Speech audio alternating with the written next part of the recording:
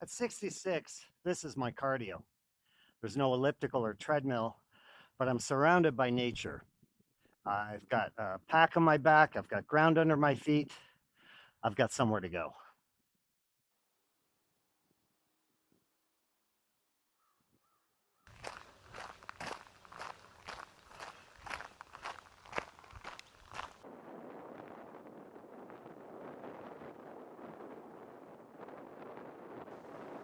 Somewhere along the line, we were sold the idea that cardio meant machine and a 45-minute playlist on something that goes nowhere.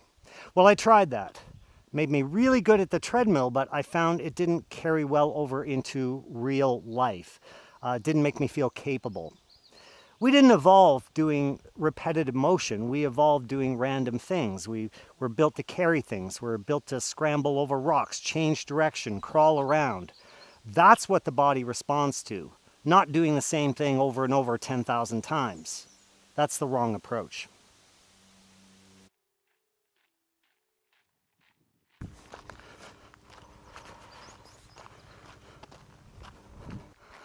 What actually changed my cardio, and I mean really changed it, was rucking. Carrying heavy stuff or dragging something heavy. That kind of cardio, it doesn't just have cardiovascular benefits, it actually builds strength and resilience.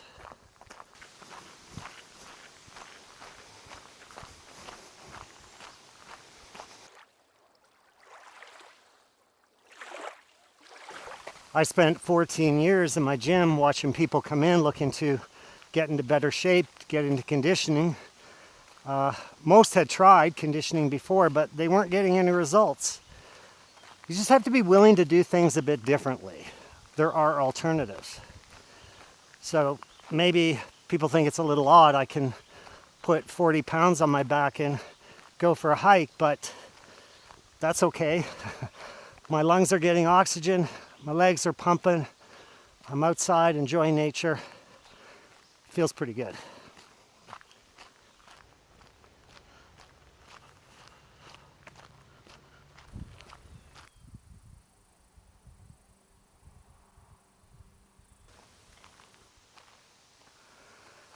Today I want to walk you through what I'm actually doing when I'm rucking, how much I carry, how far I go, what it weighs, and more importantly, what else I pair it with, because it's not just the rucking alone, it's when you make it part of a real system.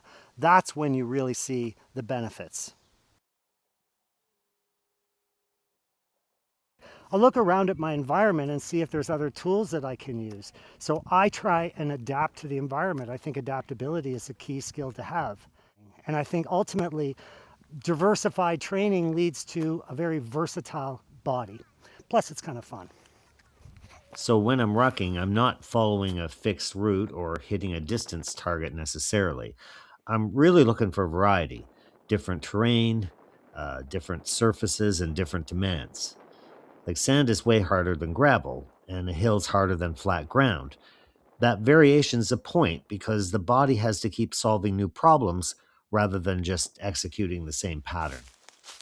In terms of structure, I ruck a couple of times a week, and that could be anywhere from 20 minutes to an hour or more, depending on what else I'm doing that day. My pack runs between 20 and 40 pounds.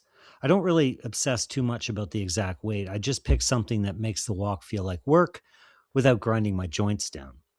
What matters more than the number is the terrain and the duration. This particular trail, it's at the Balmoral Grist Mill. That's about 14 kilometers south of Tatamagouche in Nova Scotia. The location doesn't really matter. Getting out under load does.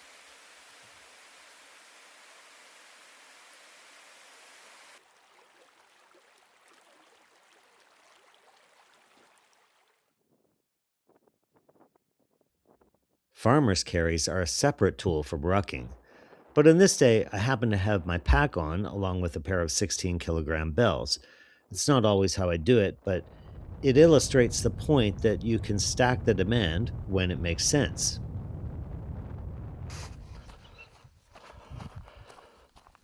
At home, I'll go heavier. These are 32-kilogram bells. I walk them as far as I can, put them down. That'll be one set. Between sets, I'll pair the carry with something, maybe push ups on the bells, a plank, try and keep the rest productive. But the grip demand, the core load, shoulder stability, this it's not just cardio here. This is building something useful at the same time.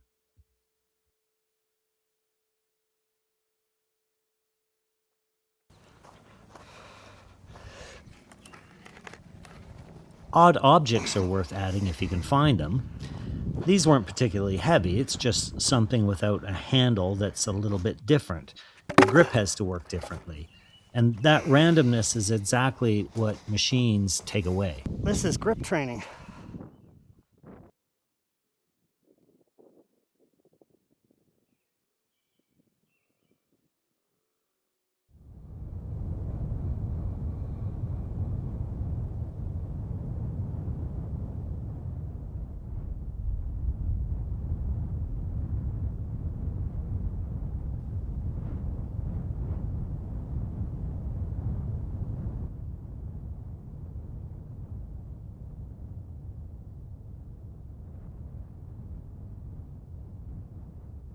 I do most of my rucking away from my property, but the trails here are where a lot of the rest of it happens. Carries, crawls, balance work, and having that space available changes how you train because you stop thinking about sets and reps and you start thinking about what the environment is asking of you.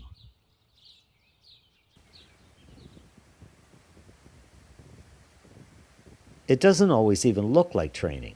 I mean, portaging a paddleboard across uneven ground and paddling into the wind, that's all conditioning. It just happens to be worth doing for its own sake. And that's really the sweet spot. You want to find movement you do anyway, add in a little resistance, and let the adaptation follow.